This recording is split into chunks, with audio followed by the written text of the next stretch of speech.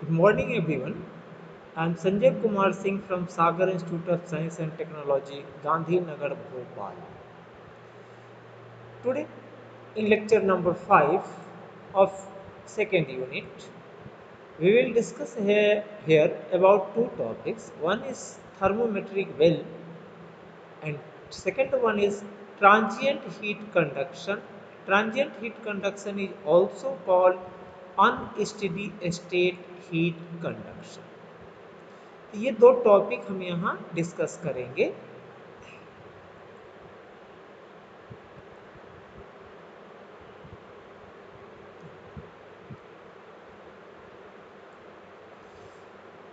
First topic is thermometric well. What is thermometric well? Actually, thermometric well is used to measure the temperature of flowing fluid through the tube.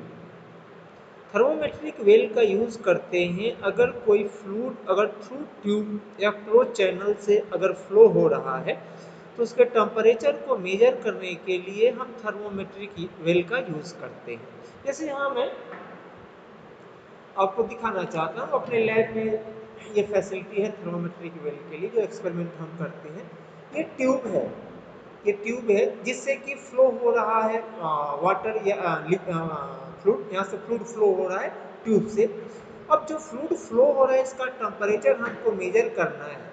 इसका temperature को major करने के लिए हम क्या करते हैं कि इसके लेंथ के परपेंडिकुलर डायरेक्शन में, यहाँ ये देख रहे हैं, ये लेंथ के परपेंडिकुलर डायरेक्शन में होल करके और यहाँ एक ट्यूब को वेल्ड कर देते हैं जिसका इनर सरफेस जो होता है वो क्लोज होता है और इसमें ऑयल हम पोर कर देते हैं। इसके अंदर हम ऑयल पोर कर देते हैं और ऑयल पोर करने के बाद यहाँ थर्मोमीटर या आरटीडी को इसके अंदर हम डिप कर देते हैं। अब इस यहाँ से जो टेम्परेचर जो फ्लूइड इसके ट्यूब के अंदर से फ्लो हो रहा है इसका हीट, ये ट्यूब इसके अंदर जो थर्मोमेट्रिक वेल डाले हैं वो मेटल का बना हुआ है, वो हीट ऑब्जर्व करेगा और उसका हीट जो इसके अंदर ऑयल पोर किए हुए हैं वो ऑयल ऑब्जर्व करेगा और ऑयल के कांटेक्ट में होता है थर्मामीटर, तो थर्मामीटर जो है वो इसको टेम्परेचर को रीड करता है। तो ये है थर्मोमेट्रिक वेल का concept.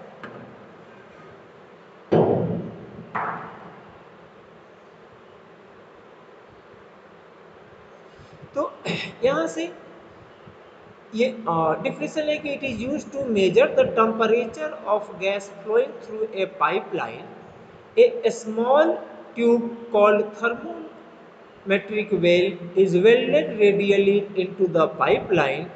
The well is partially filled with some liquid and the thermometer is immersed into this liquid to measure the temperature of flowing fluid. जो फ्लोइंग फ्लूइड है उसका टेम्परेचर मेजर करने के लिए हम थर्मोमेट्रिक वेल का use करते हैं। चलो यहाँ जो अरेंजमेंट है जो अपना डायग्राम में, स्कीमेटिक डायग्राम में हम दिखा रहे हैं, किसे ये ट्यूब है, ये ट्यूब है, ये ट्यूब हो गया, ट्यूब से फ्लूइड फ्लो हो रहा है, यहाँ से गैस फ्लो हो रहा है जिसका टेम्परेचर है T। यहाँ हमने क्या किया कि यहाँ होल करके ट्यूब में, यहाँ इतने ट्यूब के इतने पोर्शन में होल करके और रेडियल डायरेक्शन में एक ट्यूब को इसके अंदर हम रख करके एंड अलोंग द सर्कमफेरेंस इसको हम वेल्ड कर देते हैं, इसको वेल्ड कर दिया। इसके अंदर ऑयल को पोर कर देते हैं और ऑयल को पोर करने के बाद इसके अंदर थर्मामीटर को या आरटीडी को हम डिप करते हैं।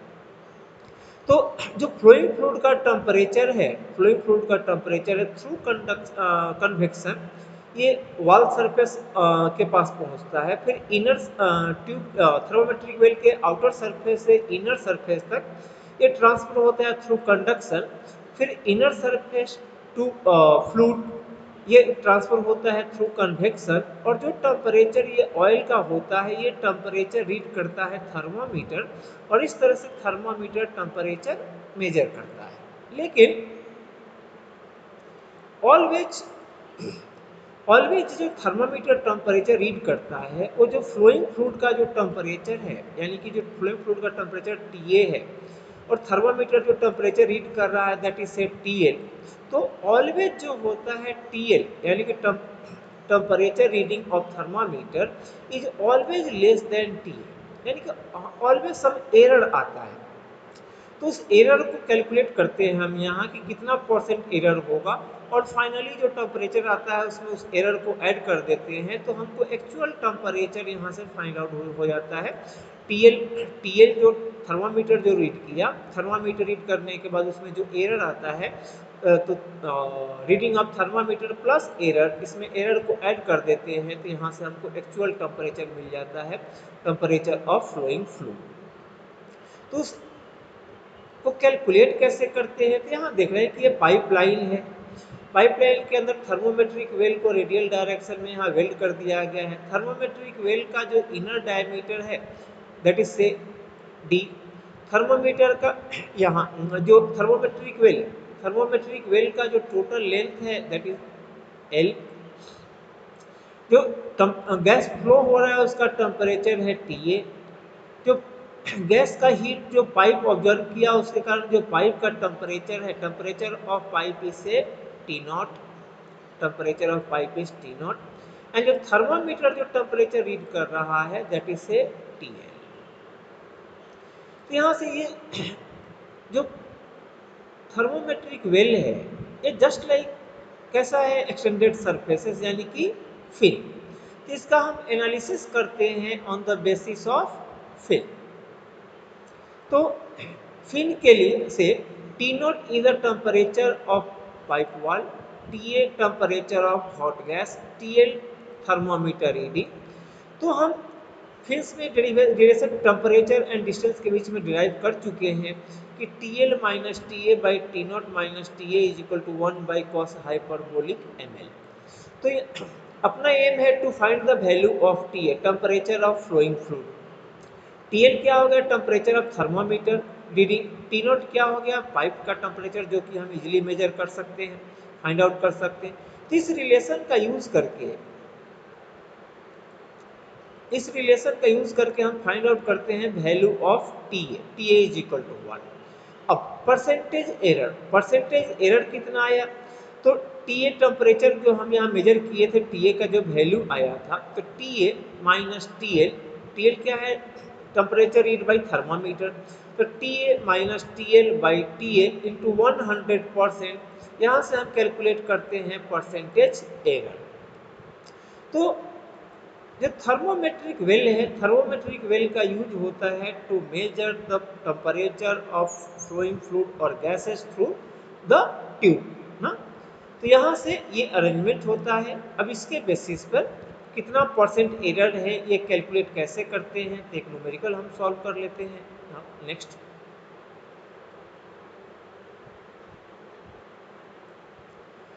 Question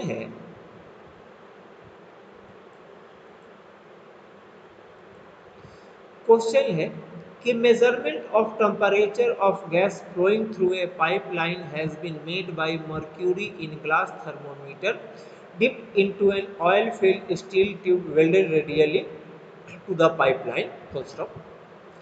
The temperature indicates a temperature at the end of a steel tube which is lower than the gas temperature due to transfer of heat by conduction along the protective well. How large is the measurement error, यानी कि हमको find out करना है कि measurement error कितना हुआ। How large is the percentage error if the thermometer reads TL is equal to 85 degree Celsius and the temperature at the base of protective type well pipeline that is T0 is equal to 40 degrees Celsius. The protective tube is 125 millimeter long, यानी कि length of thermometric well is 125 millimeter and has 1.5 millimeter thick wall, यानी कि thickness of thermometric well is equal to 1.5 millimeter. It may be presumed that the thermal conductivity of the tube material, K is of tube material that is 56 watt per meter Kelvin, and the local coefficient of heat transfer from gas to protective tube is 23.5 वाट पर metre square kelvin. यानी कि हमको यहाँ से K दिया हुआ है, H दिया हुआ है, और लेंथ ऑफ थर्मोमेट्रिक वेल दिया हुआ है, थिकनेस ऑफ थर्मोमेट्रिक वेल दिया हुआ है, पाइप का टेम्परेचर दिया हुआ है, थर्मोमीटर का रीडिंग दिया हुआ है। तो हमको फाइंड आउट करना है कि परसेंटेज एरर। तो क्वेश्चन में जो गिवन है, thermometer reading TL is equal to 85 degrees Celsius, base temperature of pipeline that is 40 degrees Celsius, length of well 125 millimeter, thickness of well 1.5 mm, thermal conductivity of well material 56 watt per meter Kelvin, convective coefficient 23 watt per meter square Kelvin। अब यहाँ से हम m find out कर लेंगे, m is equal to under root H P by K, या simplify कर दिए तो h by K into delta, where delta is the thickness of thermometric well. सबका वैल्यू यहाँ सब्स्टिट्यूट कर दिए तो m का वैल्यू आ गया 16.73 पर मीटर। नाउ जो फार्मूला फिंस का है, इस फार्मूले में इसको सब्स्टिट्यूट कर देते हैं, TL minus T A by T naught minus T A is equal to 1 by cos hyperbolic ml। TL का वैल्यू पता है, टी नॉट का वैल्यू पता है, m का वैल्यू पता है, l का वैल्यू पता है। यहाँ से सब्स्टिट्यूट करके हम फाइंड आउट कर लिए वैल्यू ऑफ TA, यानी कि temperature of flowing fluid is equal to 99.47 degree Celsius. अब थर्मोमीटर जो रीड किया था वो कितना, 85 डिग्री सेल्सियस। तो परसेंटेज एरर कितना हुआ, तो percentage error is equal to TA minus TL by TA into 100%। Now सबका वैल्यू सब्स्टिट्यूट कर देंगे तो यहाँ से निकल जाएगा percentage error is equal to 14.55%। यानी कि थर्मोमेट्रिक वेल जो टेम्परेचर रीड किया था by the help of thermometer, उसमें जो परसेंटेज एरर था दैट इज 14.55%। तो इस तरह से थर्मोमेट्रिक वेल से हम ट्यूब के अंदर फ्लूइड फ्लो हो रहा है उसका टेम्परेचर हम मेजर करते हैं और परसेंटेज एरर कैलकुलेट करते हैं कितना परसेंट एरर दे रहा है। तो एक टेक्निक है to measure the temperature of flowing fluid through the tube और close conduit. Now next topic,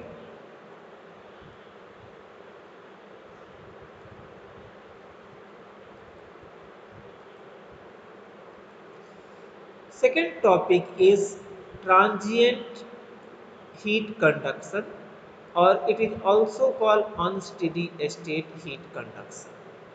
अभी तक हम पूरे HMT में साढ़े 4 यूनिट जो हम पढ़ेंगे वो पढ़ेंगे अबाउट स्टेडी स्टेट, यानी कि temperature only depends on space, it does not depends on time. ये हाफ यूनिट है ट्रांजिएंट, इसमें हम पढ़ेंगे relationship between time and temperature. तो transient means unsteady state, transient unsteady state means time dependent, means temperature is the function of x, y, z and t, where x, y, z is a space coordinate, t is time, यानी कि temperature is the function of space and time। The temperature and rate of heat transfer depends on space coordinate x, y, z and time t। Transient conduction equation occurs in application of transient heat conduction, heating and cooling of metal billets, यानी कि किसी भी अगर heated bill rate है तो उसको 400 degree Celsius से 100 degree Celsius पहुंचने में कितना टाइम लगेगा, या 2 सेकेंड में बाद उसका टेम्परेचर क्या होगा, यानी कि रिलेशनशिप बिटवीन टाइम एंड, जहाँ भी टाइम का फंक्शन है टेम्परेचर, तो वहाँ हम यूज़ करते हैं ट्रांजिएंट हीट कंडक्शन। और cooling of IC engine cylinder और cooling and freezing of food, जो फ्रिज में हम रखें कितने टाइम बाद जो वाटर है आइस में कन्वर्ट हो जाएगा। Starting and stopping of various heat exchanger unit in power installation, जो वाटर है कितने टाइम बाद स्टीम में कन्वर्ट हो जाएगा, या vice versa 100 degree Celsius achieve करने में कितना टाइम लेगा। तो वेरियस जहाँ भी हमको टेम्परेचर जो है टाइम के रिस्पेक्ट में हमको कैलकुलेट करना है या हमको वैल्यू चाहिए, तो वहाँ हम यूज़ करते हैं transient heat conduction. Now transient heat conduction को सॉल्व करने के लिए वेरियस मेथड्स है, जिसमें एक मेथड जो अपने सिलेबस में है, जो हमको जानना है, that is called lumped parameter analysis. ये डेरिवेशन कभी कभी एग्जाम में आ भी जाता है। Transient conduction in solid with infinite thermal conductivity and it is called lumped parameter analysis।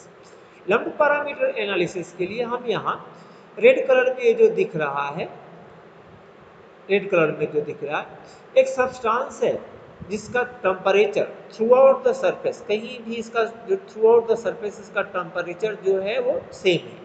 Temperature throughout the surface same है, यानी कि heat transfer due to conduction क्या हो जाएगा, जीरो। There is no heat transfer takes place through conduction, क्योंकि throughout इस surface के हर एक एटम का टेम्परेचर क्या है, सेम है, कांस्टेंट है। अब इस हॉट बॉडी को हम एक कंटेनर में लिक्विड भरा हुआ है, उसके अंदर इसको इमर्स्ड कर दिए। अब यहाँ चूंकि इस बॉडी के थ्रू आउट सरफेस का टेम्परेचर जो है, इस बॉडी के थ्रू आउट सरफेस का टेम्परेचर सेम है, तो यहाँ से बॉडी जो हीट रिलीज करेगा, जो हीट रिलीज करेगा लिक्विड में, जो एनर्जी रिलीज करेगा लिक्विड में, वो सिर्फ और सिर्फ हीट ट्रांसफर होगा from solid surface to liquid, that is due to convection, not due to conduction और एनी अदर मोड। यहाँ से इसको, इस बॉडी को हम बाहर निकाल के यहाँ लाए, इस बॉडी को हम यहाँ लाए, इसका एनालिसिस कर रहे हैं कि total energy release by the body, जो इस बॉडी से टोटल जो एनर्जी हीट जो रिलीज होगा, जो सराउंडिंग में ट्रांसफर होगा, टोटल ये बॉडी जो हीट रिलीज करेगा वो सिर्फ और सिर्फ हीट ट्रांसफर होगा फ्रॉम सॉलिड टू लिक्विड। तो सॉलिड टू लिक्विड यानी कि total energy released by the body is equal to heat transfer due to convection। अब यहाँ से total energy released by the body is equal to हम जानते हैं mc/dt। तो यहाँ से m को हम लिख सकते हैं density into volume, rho into v into c, dt यानी कि चेंज इन टेम्परेचर। तो dt by dt means change in temperature with respect to time. Small T हम यूज कर रहे हैं टेम्परेचर के लिए, कैपिटल टी यूज कर रहे हैं टाइम के लिए। नाउ इतना एनर्जी बॉडी लूज किया, तो चूंकि बॉडी लूज कर रहा है इसलिए इसके आगे साइन हम यूज करते हैं निगेटिव, साइन यूज करते हैं निगेटिव। जितना बॉडी हीट लूज करेगा उतना ही हीट ट्रांसफर होगा ड्यू टू कन्वेक्शन। दोनों को इक्वेट कर देते हैं,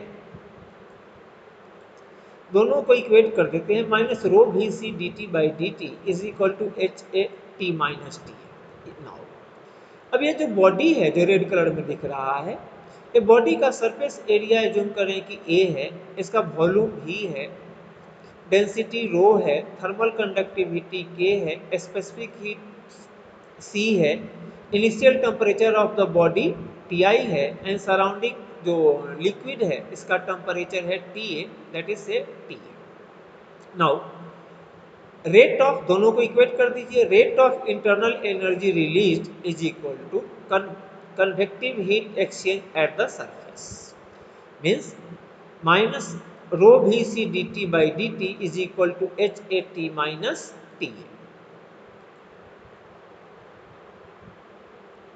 अब इसको हम रीअरेंज कर रहे हैं, टेम्परेचर वाले टर्म को एक तरफ लेकर आगे, टाइम वाले टर्म को दूसरी तरफ लेकर आगे, और टोटल टाइम के लिए फ्रॉम इनिशियल टू फाइनल, ये तो फ्रैक्शन ऑफ टाइम के लिए जितना एनर्जी रिलीज किया उतना हीट ट्रांसफर हुआ कन्वेक्शन, तो टोटल जो हीट एक्सचेंज हुआ from initial temperature to final temperature, तो उसके लिए हम क्या करेंगे, टोटल के लिए हम इंटीग्रेट कर देंगे। तो this expression can be rearrange and integrated, temperature T small T and time capital T R the two variables. अब टेम्परेचर वाले टर्म को हम लेफ्ट हैंड साइड में लेकर आगे, टाइम वाले टर्म को दूसरी तरफ लेकर आगे। अब हम इसको इंटीग्रेट कर देते हैं, तो D T by T minus T A क्या हो जाएगा, D X by X that is log X, ये हो जाएगा logs T minus T A is equal to minus H A T by rho V C plus constant of integration C1। अब ये C1 का value find out करने के लिए The integration constant C1 is evaluated from the initial condition. Initial condition में जब body का temperature Ti था, T is equal to Ti था, उस समय कूलिंग टाइम क्या होगा? 0, क्योंकि इनिशियल टेम्परेचर जब हम उसको उसके अंदर कूलिंग पॉन्ड के अंदर जब उसमें हम पोर कर रहे थे, उस समय उसका टेम्परेचर है Ti। तो जब बॉडी का टेम्परेचर इनिशियल टेम्परेचर Ti है, उस समय कूलिंग टाइम क्या हो जाएगा? 0। तो T small t is equal to Ti and capital T is equal to 0, इसको हम सब्स्टिट्यूट कर देते हैं इस इक्वेशन में। यहाँ से निकाल रहे हैं वैल्यू ऑफ C1। तो सब्स्टिट्यूट करने के बाद यहाँ से वैल्यू आया C1 is equal to log base E Ti minus Ta। अब ये C1 का वैल्यू अगेन इस इक्वेशन में हम सब्स्टिट्यूट कर देते हैं, तो ये आ जाएगा log base E T minus Ta is equal to minus HAT by rho VC plus log base E Ti minus Ta। या यहाँ से टेम्परेचर वाले टर्म को एक तरफ कर देते हैं, तो log T minus Ta minus log base ई Ti माइनस Ta, तो log m minus log n को हम लिख सकते हैं log m बाई n। तो लेफ्ट हैंड साइड में हो जाएगा log बेस ई T minus Ta by Ti minus Ta is equal to right hand side में minus HAT by rho VC। और लॉग को हम दूसरी तरफ भेज देंगे तो क्या हो जाएगा? एक्सपोनेंशियल टर्म आ जाएगा, या हम लिख सकते हैं कि T minus Ta by Ti minus Ta is equal to E to the power minus HAT by rho VC। ये रिलेशन, ये फाइनल रिजल्ट आया relationship between time and temperature, जहाँ कैपिटल T है टाइम, स्मॉल t है temperature. Numerical solve करने के लिए इस इक्वेशन का यूज हम ऑलवेज करेंगे। क्वेश्चन में पूछेगा कि 100 सेकेंड बाद टेम्परेचर क्या होगा, तो इस T is equal to put करेंगे 100, तो करस्पॉन्डिंग टेम्परेचर बता देगा। या अगर क्वेश्चन में दिया है कि 200 डिग्री सेल्सियस टेम्परेचर होने में कितना टाइम लगेगा, तो स्मॉल t के जगह हम पुट करेंगे 200 डिग्री सेल्सियस, तो करस्पॉन्डिंग यहाँ से निकल जाएगा वैल्यू ऑफ कैपिटल T यानी कि टाइम। तो यहाँ जो T सब्स्टिट्यूट करते हैं इस फॉर्मूले में जो कैपिटल T हम यूज करते हैं ये इन सेकेंड में होना चाहिए। तो यहाँ इस रिलेशन का यूज हम न्यूमेरिकल सॉल्व करने के लिए हम यूज करेंगे, जहाँ स्मॉल t जो है करस्पॉन्डिंग कैपिटल T टाइम के रेस्पेक्ट का टेम्परेचर है। यहाँ से Ta जो है टेम्परेचर ऑफ जो लिक्विड है, Ti क्या है? Initial temperature of the body है, H convective heat transfer coefficient, A surface area, rho density, V volume, C specific heat, capital T time. तो ये डेरिवेशन एग्जाम में प्रूफ करने के लिए भी आता है और न्यूमेरिकल सॉल्व करने के लिए आएगा, तो ये फॉर्मूला हमको याद होना चाहिए। अब कभी कभी इस डेरिवेशन को ये भी प्रूफ करने के लिए आ जाता है कि so that for transient heat conduction equation T minus Ta by Ti minus Ta is equal to e to the power Biot number and Fourier's number, in terms of Biot number and Fourier's number। तो उस case में अगर proof करने के लिए आ जाता है, एक लाइन हम आगे बढ़ा देंगे। यहाँ जो e to the power term है HAT बाई रो VC, तो HAT बाई रो VC में हम न्यूमरेटर में A के भी, डिनोमिनेटर में A के भी मल्टीप्लाई डिवाइड कर दिए। तो यहाँ से जहाँ A हो गया सरफेस एरिया के, थर्मल कंडक्टिविटी भी वॉल्यूम। अब इसको हम सिंप्लीफाई कर लेते हैं, इसमें से एक साथ एच भी बाई के को कर लेते हैं और दूसरे ब्रैकेट में ए स्क्वायर के टी बाई रो सी भी स्क्वायर को कर लें। अब यहाँ से भी by A volume by area क्या हो जाएगा? लेंथ। तो यहाँ से इसको सिंप्लीफाई करके इसको हम लिख लिए एच एल बाई के, और यहाँ से इसको सिंप्लीफाई करके thermal diffusivity alpha into T by L square के टर्म में इसको हम ब्रेक कर दें। H A T by rho V C में ए के भी न्यूमरेटर डिनोमिनेटर में मल्टीप्लाई किए, और मल्टीप्लाई करने के बाद इसको एच एल बाई के alpha T by L square के टर्म में इसको हम ब्रेक कर दिए। नाउ अब यहाँ से alpha T by L square is called Fourier's number. Fourier's number, it signifies the degree of penetration of heating और cooling effect through the solid. Fourier's number ये बताता है डिग्री ऑफ पेनिट्रेशन यानी कि हीट जो है कितना पेनिट्रेट हुआ, कितना बॉडी की हीटिंग और कूलिंग का जो पेनिट्रेशन है उसको बताता है Fourier's number. And Fourier's number is equal to होता है alpha T by L square, जहाँ अल्फा थर्मल डिफ्यूसिविटी, टी हो गया टाइम, एल हो गया length. HL by K. HL by K is called Biot number. The Biot number, it gives indication of ratio of internal means conduction resistance to the surface convection resistance. यानी कि जो Biot number है ये बताता है कि ratio of conductive thermal resistance to the convective thermal resistance ये बताता है बायोट नंबर। तो जो e to the power H A T by rho V C है उसको हम ए के भी न्यूमरेटर डिनोमिनेटर में मल्टीप्लाई कर दिए और उसको हम बायोट नंबर फोरियर्स नंबर में ब्रेक कर दिए। तो अब नया रिलेशन जो बना वो क्या बन गया, T minus T A by T I minus T A is equal to E to the power minus Biot number into Fourier's number. तो कभी कभी एग्जाम में ड्राइव करने के लिए आ जाता है कि so that for transient heat conduction equation T minus T A by T I minus T A is equal to E to the power Biot number and Fourier's number.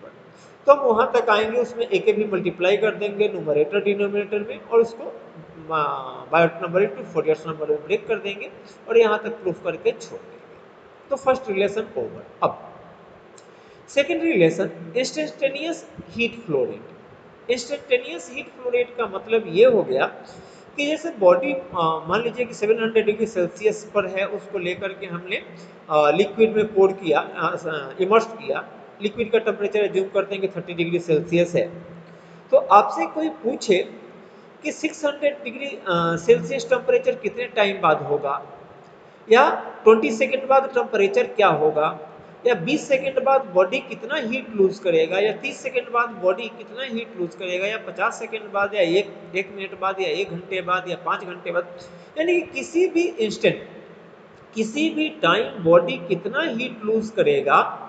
Question में आ जाए कि 2 second बाद body कितना heat loose करेगा, तो हम time दे दिया, मतलब क्या हो गया, instantaneous.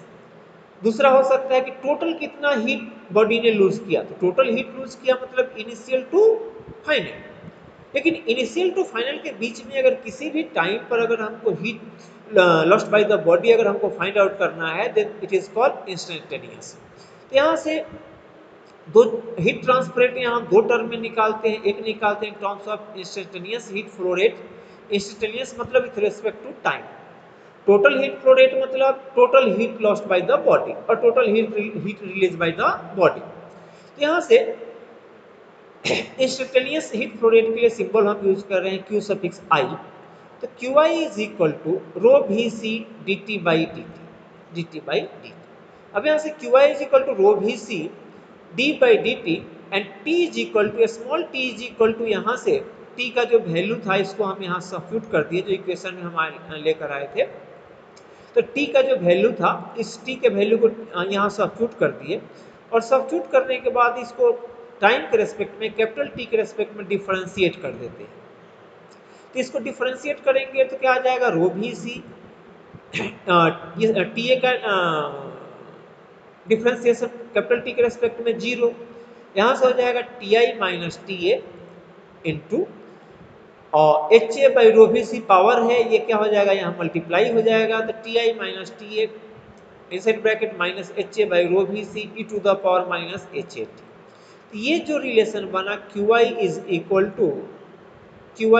To minus H A T I minus T है, चूंकि रो भी सी से रो भी सी क्या हो जाएगा, कैंसिल हो जाएगा।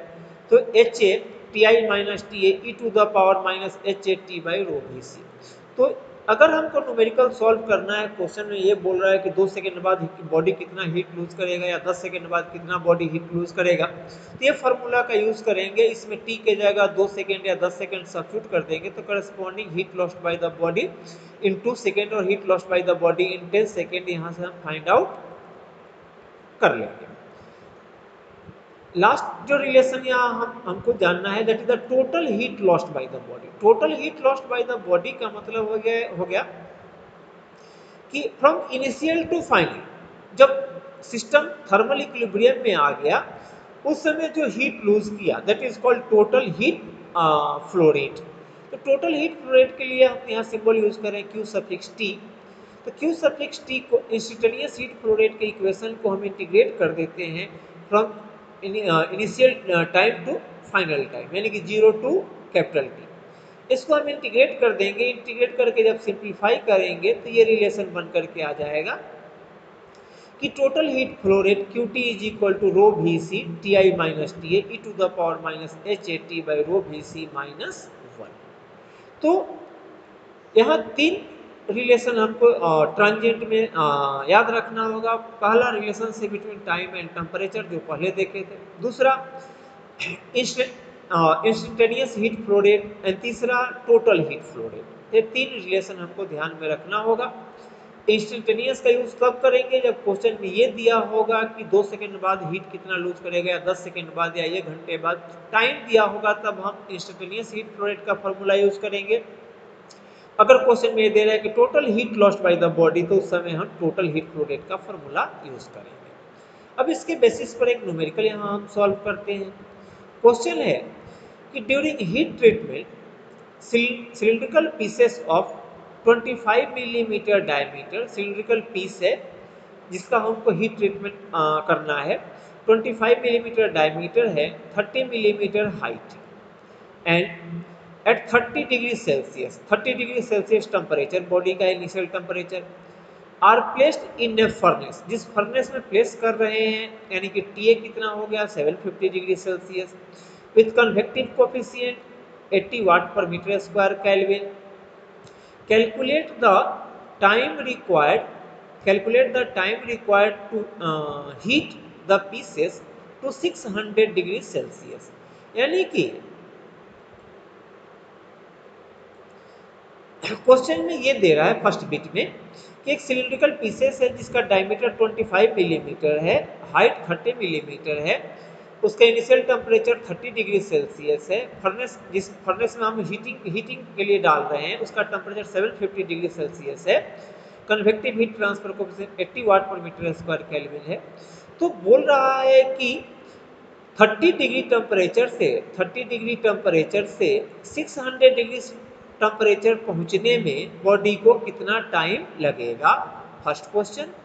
सेकंड क्वेश्चन है कि what will be the shortfall in temperature if pieces are taken out from the furnace after 280 seconds। Second bit में ये बोल रहा है कि अगर उस बॉडी को अगर हम 280 सेकेंड बाद फर्नेस से निकाल लें तो उसका टेम्परेचर 600 डिग्री से कितना कम होगा, कितना शॉर्टफॉल होगा, कितना कम रह जाएगा, ये बताइए। क्वेश्चन में जो सिलिंड्रिकल पीसेस है उसकी प्रॉपर्टी दिया हुआ है कि assume the following properties values, density 7850 kg पर metre cube, specific heat 480 joule पर kg kelvin, thermal conductivity 40 watt पर मीटर केल्विन, ये दिया हुआ है। तो यहाँ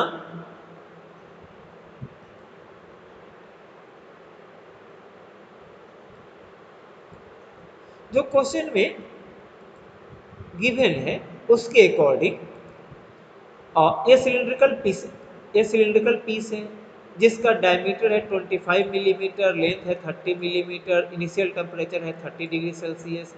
ये है फर्नेस जिस फर्नेस का टेम्परेचर है 750 डिग्री सेल्सियस।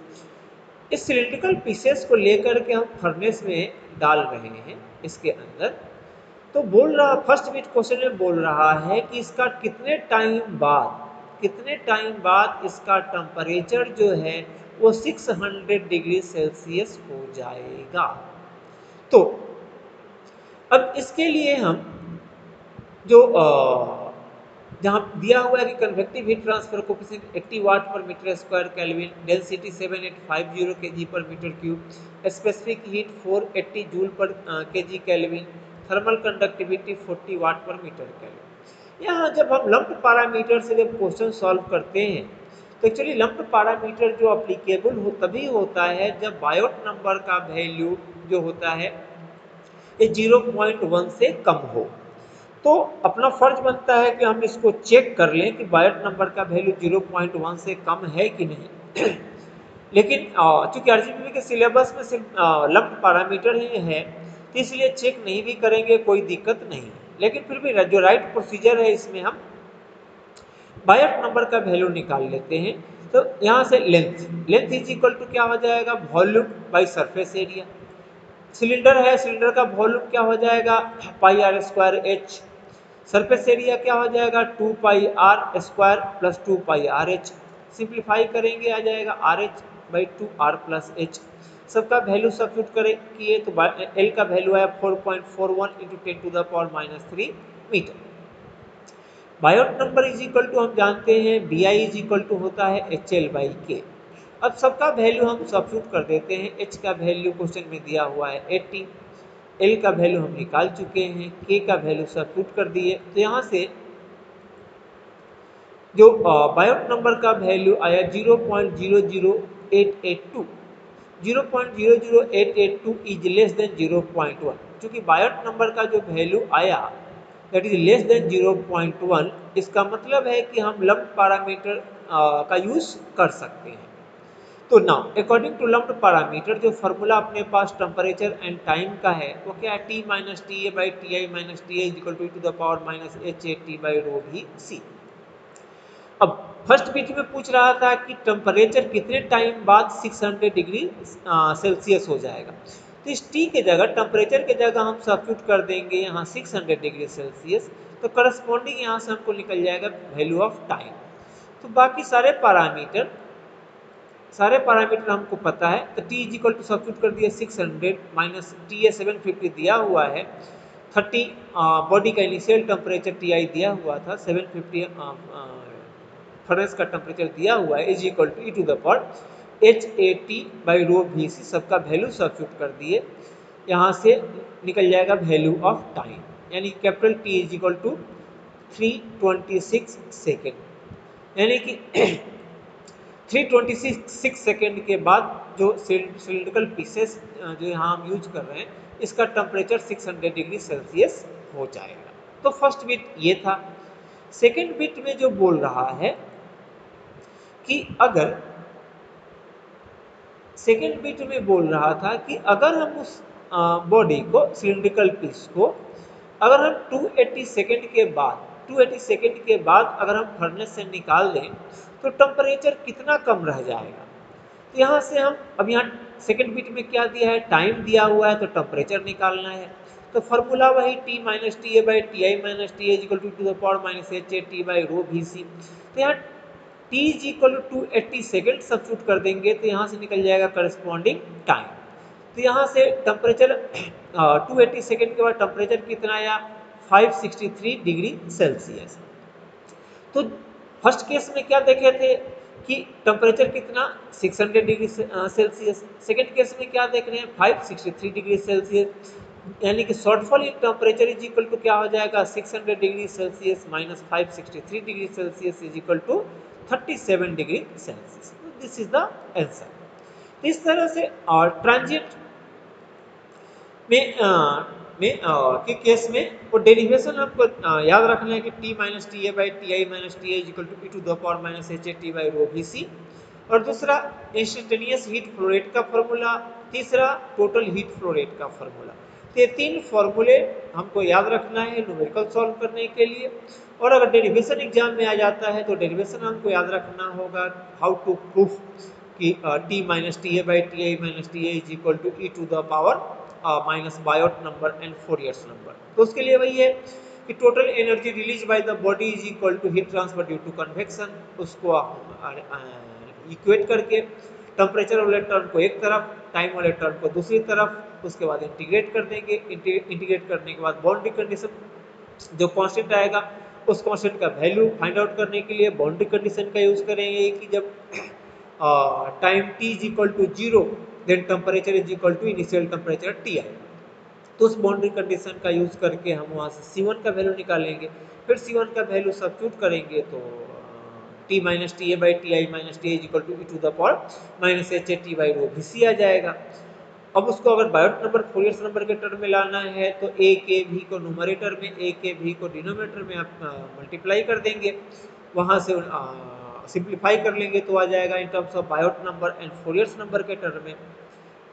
तो रिलेशन बन जाएगा T minus T A by T I minus T I equal to E to the power minus Biot number and Fourier's number.